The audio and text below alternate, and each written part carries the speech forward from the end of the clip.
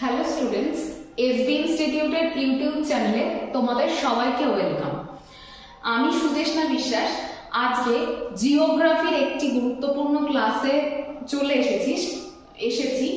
ক্লাসটি গুরুত্বপূর্ণ বলছি তার কারণ দেখো যে ভারতের ক্ষেত্রে বা পশ্চিমবঙ্গের ক্ষেত্রে ভূপ্রাকৃতিক বিভাগ বা ফিজিওগ্রাফিক ডিভিশন খুব ইম্পর্টেন্ট পার্ট হয়, কারণ বিভিন্ন পাহাড় থাকে এবং বিভিন্ন আরো মালভূমি সমভূমি নানান রকমের ঝামেলাগুলো থাকে, সেগুলো মনে রাখাটাও আমাদের কাছে বেশ ডিফিকাল্ট হয়ে যায়। সেই জন্য দেখো আজকের ক্লাসে আমরা ডিটেলসে আলোচনা করব নর্দার্ন মাউন্টেন রিজিয়ন, মানে যতটা সম্ভব আমরা ডিটেলসে আলোচনা করব। এবং দুদিন কিন্তু নর্দার্ন মাউন্টেন রিজিয়নের ক্লাস চলবে। অবশ্যই তোমরা প্রত্যেকে ভিডিওটিতে ভালো লাগলে লাইক করবে এবং ভিডিওটা আরো বেশি করে শেয়ার করো বন্ধুদের সাথে। আর তার সাথে আরো একটা কথা বলবো যে যারা প্রথমবার এসবি ইনস্টিটিউটের ভিডিও দেখছো তারা অবশ্যই চ্যানেলটিকে সাবস্ক্রাইব করো এবং পাশে থাকা বেল আইকনটিকে প্রেস করে দাও। দেখো আজকে আমরা নর্দার্ন মাউন্টেন রিজিয়ন সম্পর্কে আলোচনা ঠিকই করব। তার আগে আমরা ভারতের কটা ফিজিওগ্রাফিক ডিভিশন আছে এবং সেগুলো কোনটা, কোথায়, কতদূর বিস্তৃত, সেই বিষয়ে কিন্তু আমরা আগে প্রথম পার্টে আমরা আগে সেটাই জেনে নেব। দেখো সবার প্রথমে যদি খেয়াল করো, দেখো ভারতবর্ষে একদম ভূপ্রাকৃতিক বৈচিত্র্য অনুযায়ী ভারতকে প্রধানত 6টা ভাগে ভাগ করা হয়। এবার কথা হচ্ছে, অনেকেই বলবে যে 6টা ভাগ কেন, 5টা ভাগে ভাগ করা হয়। কিন্তু দেখো থর যে মরুভূমি অঞ্চলটা সেটা বিভিন্ন বিভাগের মধ্যে মানে সমভূমি অঞ্চলের মধ্যে ওভারল্যাপ করে বলে ওটাকে আলাদা বিভাগে অনেকে নাও ফেলতে পারেন, কিন্তু আমাদের ভারতে একটা মরুভূমি অঞ্চল রয়েছে যেটাও কিন্তু আলাদা একটা ভূপ্রাকৃতিক বিভাগেরই অন্তর্গত। তাহলে ভারতবর্ষে পাহাড়, পর্বত, মালভূমি, সমভূমি, দ্বীপপুঞ্জ সমস্ত ভূপ্রাকৃতিক বিভাগের সমাবেশ দেখতে পাওয়া যায় এবং সেই অনুযায়ী ভারতকে মোট 6টা ভূপ্রাকৃতিক বিভাগে আমরা ভাগ করে থাকি। সবার প্রথমটা দেখো উত্তরের পার্বত্য অঞ্চল। প্রথমে দেখে নিই আমরা উত্তরের পার্বত্য অঞ্চল কোথায় রয়েছে। উত্তরের পার্বত্য অঞ্চল দেখো ভারতের এই যে জায়গাগুলো যেখানে আমি ব্লু কালারের শেড দিচ্ছি এটা তো নেপাল, আর ভারতের দেখো এই জায়গাগুলোতে রয়েছে হচ্ছে উত্তরের পার্বত্য অঞ্চল। তাহলে এটা হচ্ছে ভারতের একদম উত্তর দিকে অবস্থিত। হিমালয়, কারাকোরাম এই সমস্ত রেঞ্জ নিয়ে, বড় বড় রেঞ্জ নিয়ে গড়ে উঠছে এই অঞ্চলটা। নেক্সট দেখো উত্তরের সমভূমি অঞ্চল, ঠিক একদম উত্তরের পার্বত্য অঞ্চল, তার দক্ষিণে যে বিভাগটা আমরা দেখতে পাচ্ছি সবুজ রঙের, এই অঞ্চলটাকে বলা হচ্ছে, দেখো আলাদা আলাদা আমি সিম্বল ইউজ করছি, এটা হচ্ছে কি এই সবুজ রঙের অংশটাই হচ্ছে উত্তরের সমভূমি অঞ্চল। নেক্সট দেখো উপদ্বীপীয় মালভূমি অঞ্চল। উপদ্বীপীয় মালভূমি অঞ্চল কোনটা?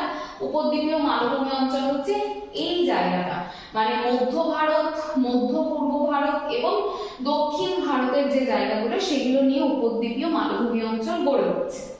পশ্চিমের মরুভূমি অঞ্চল, এই জায়গাটা খেয়াল করো প্রত্যেকে, সেটা হচ্ছে পশ্চিমের মরুভূমি অঞ্চল হচ্ছে এই জায়গাটা, এখানটা এইটুকুতে রাজস্থানের পশ্চিমাংশ নিয়ে গড়ে উঠছে পশ্চিমের মরুভূমি অঞ্চল। তারপর দেখো উপকূলের সমভূমি অঞ্চল। উপকূলের সমভূমি অঞ্চল কোথায় আমরা দেখতে পাচ্ছি, এই যে 5 নম্বর যে বিভাগটা আমাদের কাছে রয়েছে, এই একদম বঙ্গোপসাগর এবং আরব সাগরের উপকূল বরাবর যে অঞ্চলটা, এটাই হচ্ছে উপকূলের সমভূমি অঞ্চল। এরপর দেখো দ্বীপপুঞ্জ। দ্বীপপুঞ্জের কোন জায়গাটা দেখো, দ্বীপপুঞ্জ এদিকে রয়েছে আরব সাগরের উপর লাক্ষাদ্বীপপুঞ্জ, আর এ পাশে রয়েছে বঙ্গোপসাগরের উপরে কি আন্দামান ও নিকোবর দ্বীপপুঞ্জ। তাহলে এই ছিল ভারতের মোট 6টা ভূপ্রাকৃতিক বিভাগ। কোথায় কোনটা রয়েছে সেগুলো সম্পর্কে বিশদে আলোচনা।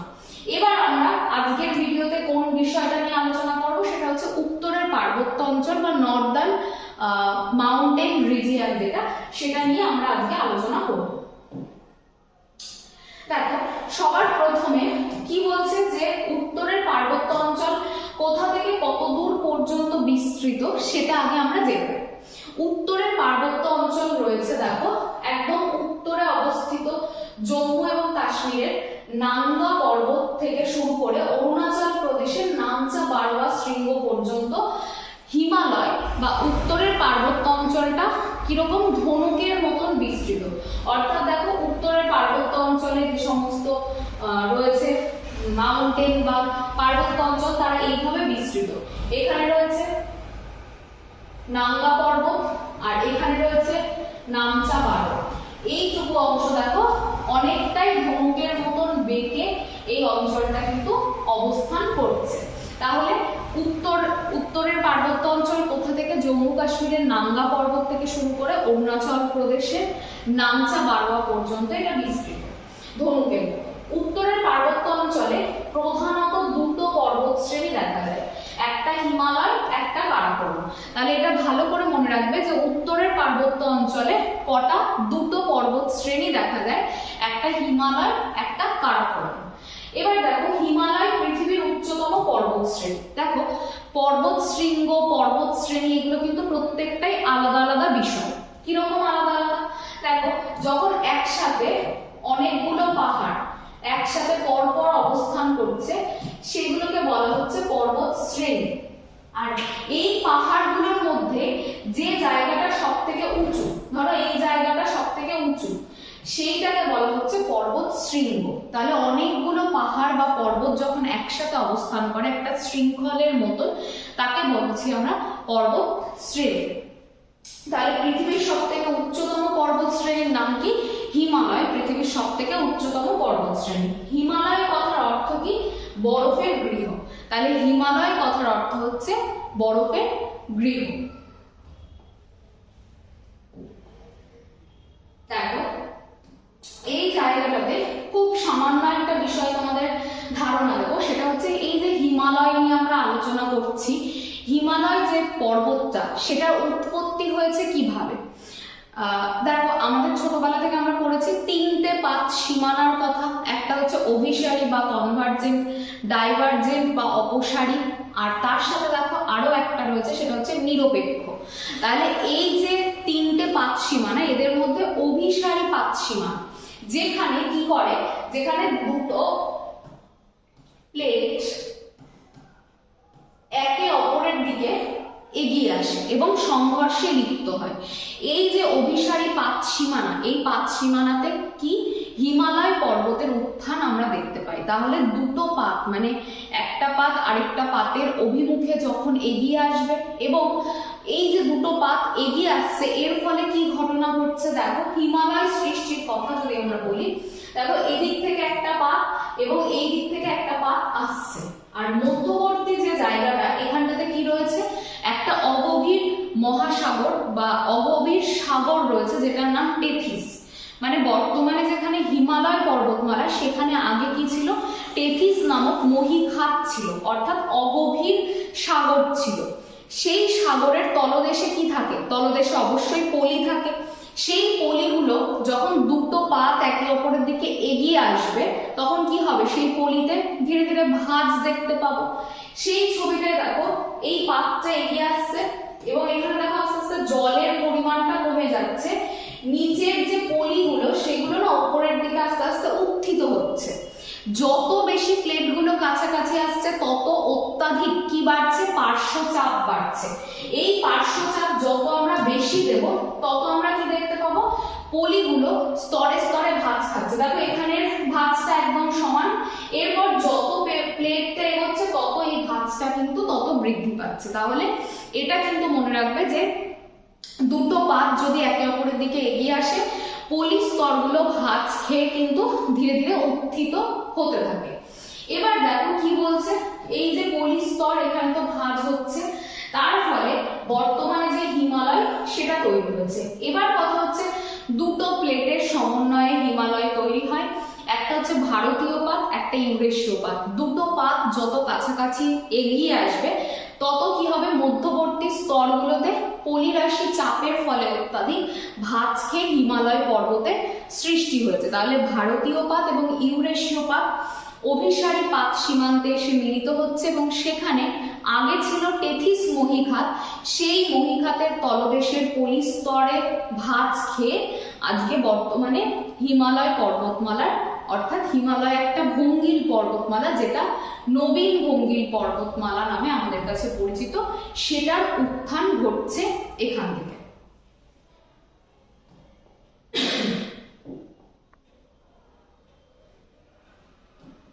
এরপর দেখো এই জায়গাটাতে কারাকোরাম, হিমালয় একটা পর্বত শ্রেণী, এছাড়াও কারাকোরামও একটা পর্বত শ্রেণী। এখান থেকে দেখো কারাকোরাম কোথায় রয়েছে। দেখো কারাকোরাম যদি বলা হয় লাদাখে মূলত এখন রয়েছে, জম্মু কাশ্মীরের এটা অবশ্যই রাজ্য নয়, জম্মু কাশ্মীর এবং জম্মু কাশ্মীরের সামান্য অংশ এবং ম্যাক্সিমামটাই হচ্ছে লাদাখে রয়েছে। হিমাদ্রি হিমালয়ের উত্তরে কারাকোরাম পর্বত শ্রেণী রয়েছে। তাহলে দেখো কারাকোরাম রেঞ্জ তোমরা ছবিতেই দেখতে পাচ্ছ, এইটাই হচ্ছে কারাকোরাম রেঞ্জ, এইটা রয়েছে কিন্তু হিমাদ্রি হিমালয়ের উত্তরে। এবং এটা হচ্ছে পৃথিবীর দ্বিতীয় উচ্চতম শৃঙ্গ, যেটা কেটু বা গডউইন অস্টিন নামে পরিচিত। তাহলে কারাকোরাম পর্বত শ্রেণী যেটা উচ্চতম শৃঙ্গ, সেটার নাম গডউইন অস্টিন, এটা পৃথিবীর দ্বিতীয় উচ্চতম। কিন্তু ভারতের মধ্যে কিন্তু একদম সবথেকে প্রধান উচ্চতম শৃঙ্গ কেটু বা গডউইন অস্টিন। এখানে ভারতের দীর্ঘতম হিমবাহ, এই যে আমরা শুনে থাকি সিয়াচেন, সিয়াচেনের কথা, এই সিয়াচেন হচ্ছে ভারতের বৃহত্তম হিমবাহ। সিয়াচেনের অবস্থান আমরা কোথায় দেখতে পাই? আমরা দেখতে পাই কিন্তু ভারতবর্ষের কারাকোরাম রেঞ্জটাতে কিন্তু আমরা দেখতে পাচ্ছি। তারপর দেখো এছাড়াও বলটারো, কিসপার প্রভৃতি উল্লেখযোগ্য হিমবাহ রয়েছে। কারাকোরামের যদি বলা হয় দৈর্ঘ্য কত, তাহলে দেখো প্রায় 400 কিলোমিটার কারাকোরামের দৈর্ঘ্য। এখানে কারাকোরাম গিরিপথ, এটা মনে রাখা খুব সহজ, তোমাদের জিজ্ঞাসা করতে পারে যে কারাকোরাম গিরিপথ কোন রেঞ্জে অবস্থিত বা কোন পর্বত শ্রেণীতে অবস্থিত, তাহলে সাথে সাথে উত্তর দিতে পারবে যে কারাকোরাম পর্বত শ্রেণীতে এটা অবস্থিত।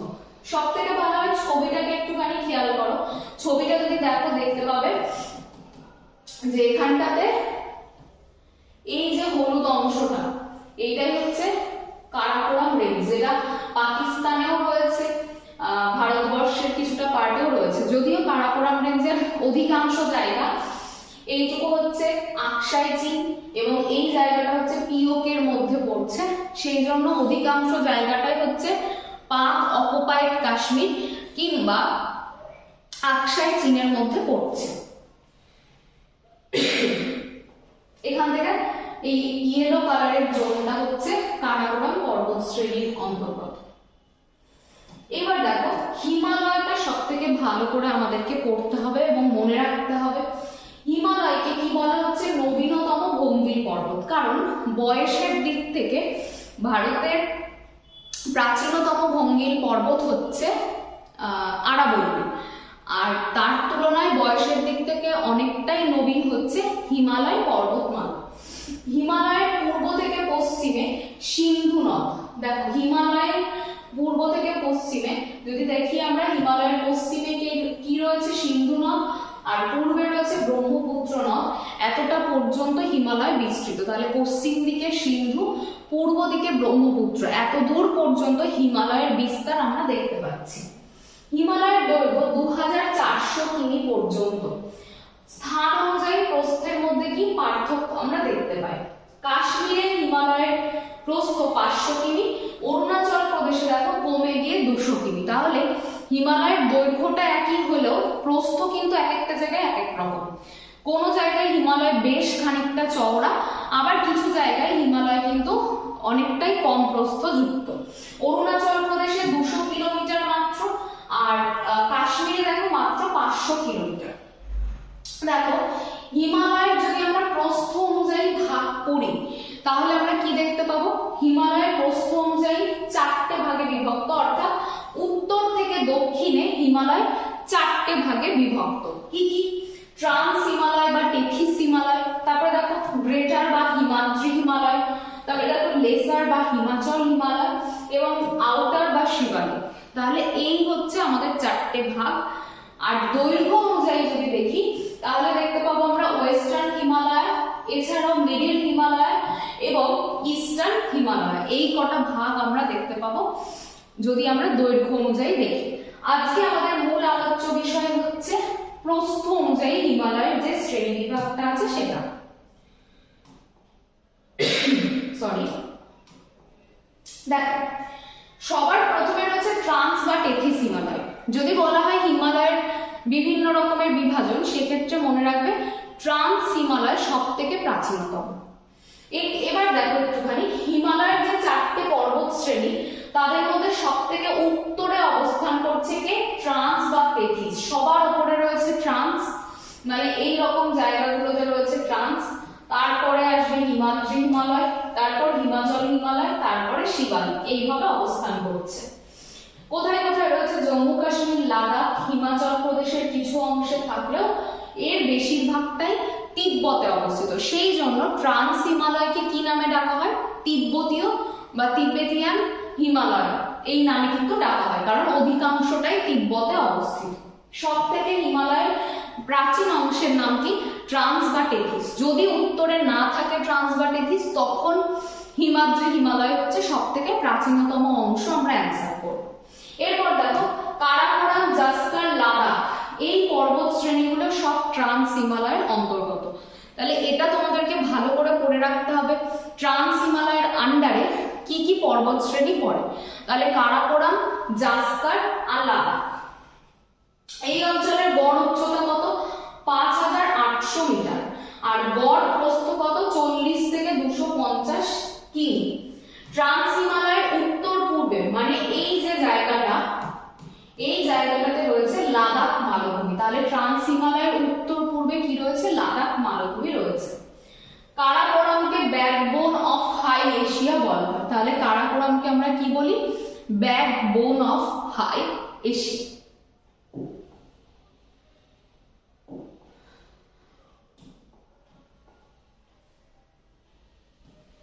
এবার দেখো ট্রান্স হিমালয়ের যদি আমরা দেখি, জাসকার, লাদাখ এই পর্বত শ্রেণীগুলোর কথাই আমরা দেখলাম।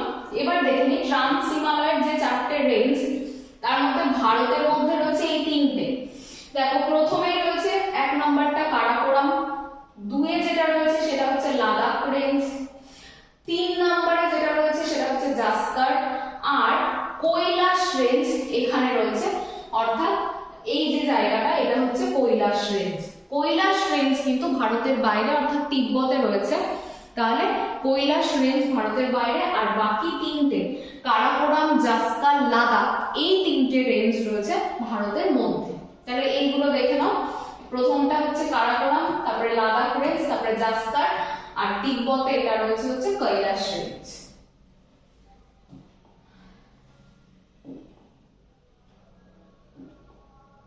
নেক্সট দেখো, আমরা এই ছবিটাও আলোচনা করব, কিন্তু সেটা পরে, আগে এই ভাগগুলো পড়ার পরে। সেটা হচ্ছে গ্রেটার হিমালয়, অর্থাৎ টেথিস হিমালয়ের দক্ষিণে, মানে নিচের দিকে সব থেকে উত্তরে বা মাথায় রয়েছে কে? রয়েছে হচ্ছে ট্রান্স বা টেথিস। তারপরে দেখো রয়েছে কে? গ্রেটার হিমালয়। এইটা হচ্ছে টেথিস হিমালয়ের দক্ষিণে, এবং হিমাচল এর নিচে রয়েছে হচ্ছে হিমাচল হিমালয়, তার উত্তরে অবস্থিত গ্রেটার হিমালয়। এই পর্বত শ্রেণীটি পশ্চিমে নাঙ্গা পর্বত থেকে পূর্বে নামচা বারোয়া পর্যন্ত বিস্তৃত। অর্থাৎ এটা পশ্চিমে কোথা থেকে? নাঙ্গা পর্বত থেকে পূর্বে নামচা বারোয়া পর্যন্ত এটা বিস্তৃত। গড় উচ্চতা দেখো 6000 মিটারের বেশি। তাহলে গড় উচ্চতা কত? 6000 মিটারের বেশি। হিমাদ্রি হিমালয় পৃথিবীর সর্বোচ্চ শৃঙ্গ মাউন্ট এভারেস্ট। যত পৃথিবীর উঁচু শৃঙ্গ রয়েছে সবই কিন্তু এই গ্রেটার বা হিমাদ্রি হিমালয়ের অন্তর্গত। গ্রেটার মানে সব থেকে উঁচু উঁচু জায়গাগুলো সব এখানেই অবস্থিত। যেরকম মাউন্ট এভারেস্ট পৃথিবীর সর্বোচ্চ শৃঙ্গ, পৃথিবীর তৃতীয় সর্বোচ্চ বা উচ্চতম শৃঙ্গ কাঞ্চনজঙ্ঘা, মা কালু, ধবলগিরি, নন্দা দেবী, কেদারনাথ, অন্নপূর্ণা সব হিমাদ্রি হিমালয়ের অন্তর্গত। এরপর দেখো কিছু পাস বা গিরিপথ রয়েছে, বুর্জিলা, জজিলা, জেলেপলা, নাথুলা, শিবকিলা। তাহলে গ্রেটার হিমালয়ের মধ্যে কি রয়েছে? কিছু গিরিপথ গিরিপথ রয়েছে নাথুলা, জেলেপলা, জজিলা এবং বুর্জিলা আর শিবকিলা। এই গিরিপথগুলোকে তোমাদের পড়ে ফেলতে হবে, এই জায়গাটা স্ক্রিনশটও রেখে দিতে পারো যাতে গ্রেটার হিমালয়ের মধ্যে কি কি পাস রয়েছে সেটা তোমাদের মনে থাকে। প্রধান হিমবাহ দেখো গঙ্গোত্রী এবং যমুনোত্রী, যেটা হিমাদ্রি হিমালয়ের অন্তর্গত।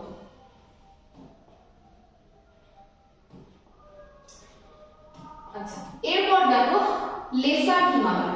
আমরা একটা একটা করে পর্বত শৃঙ্গটাও দেখবো লেসার হিমালয়টা পড়ার পর। অর্থাৎ এটা হচ্ছে হিমাচল হিমালয়, উত্তরে রয়েছে হিমাদ্রি হিমালয়, দক্ষিণে রয়েছে শিবালিক হিমালয়, এর ঠিক মধ্যবর্তী অংশে রয়েছে হিমাচল হিমালয় বা লেসার হিমালয়। উচ্চতা 3300 থেকে 4500 মিটার পর্যন্ত, 3300 থেকে 4500 মিটার পর্যন্ত। এখানে দেখো পীর পাঞ্জাল, ধৌলাধর, মুসৌরি, নাগটিব্বা প্রভৃতি পর্বত শ্রেণীর অন্তর্গত। প্রধান যে গিরিপথ রয়েছে সেগুলো কি কি? পীর পাঞ্জাল, বানিহাট, গোলাপঘর, এগুলো প্রধান গিরিপথ বা পাস। খুব ইম্পর্টেন্ট সেটা হচ্ছে কাশ্মীর উপত্যকা। জিজ্ঞাসা করতে পারে কাশ্মীর উপত্যকা কোন দুটো পর্বত শ্রেণীর মধ্যে অবস্থিত, তখন অবশ্যই উত্তর দেবে পীর পাঞ্জাল এবং জাস্করের মধ্যে অবস্থিত। তাহলে কাশ্মীর উপত্যকা হিমাচল প্রদেশের কুলু, কাংড়া, পীর পাঞ্জাল পর্বত শ্রেণীর অন্তর্গত। তাহলে এগুলো মনে রাখতে হবে। প্রধান উপত্যকা যদি বলে কাশ্মীর উপত্যকা কিসের মধ্যে পড়ছে, উত্তর দেবে লেসার হিমালয়ের মধ্যে পড়ছে।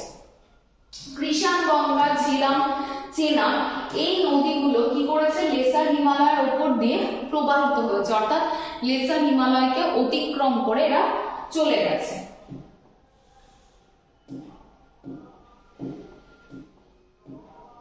একটুখানি এখান থেকে একটু দেখে নাও যে শৃঙ্গগুলো। দেখো সবার প্রথমে যেটা 1 নম্বরে দেখাবো, এই যে অরেঞ্জ ব্লু করে দিলাম আমি, এই জায়গাটা এটা হচ্ছে কেটু, সেটা সবার প্রথমেই রয়েছে কেটুটা। তারপরে দেখো নাঙ্গা পর্বত রয়েছে, এই যে এটা হচ্ছে নাঙ্গা পর্বতের লোকেশন।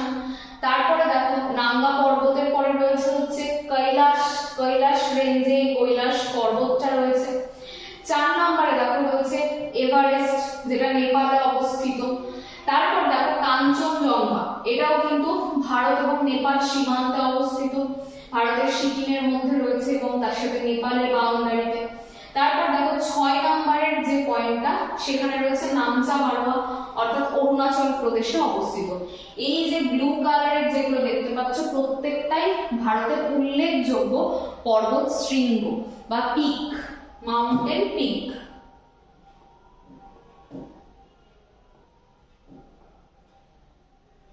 এরপর দেখো শিবালিক হিমালয়। শিবালিক হিমালয় সব থেকে দক্ষিণ, একদম সবার শেষে সৃষ্টি হয়েছে, এটাকে আউটার হিমালয় বলা হয়।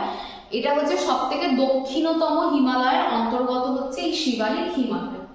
উচ্চতা দেখো 900 থেকে 1200 মিটার, মানে সবগুলোর থেকে হিমাদ্রি হিমালয় সব থেকে বেশি উঁচু।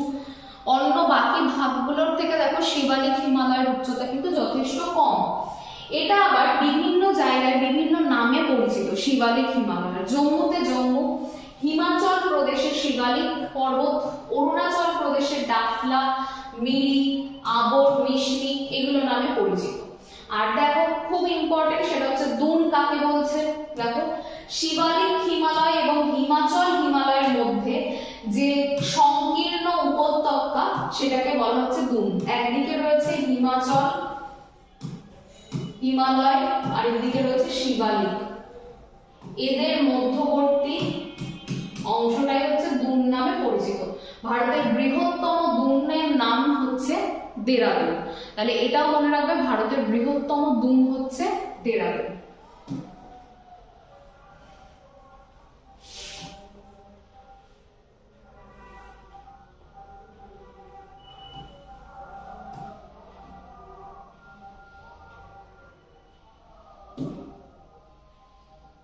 এই ছবিটা দেখো, আরো ভালোভাবে তোমাদের প্রত্যেকটা সম্পর্কে আইডিয়া হয়ে যাবে।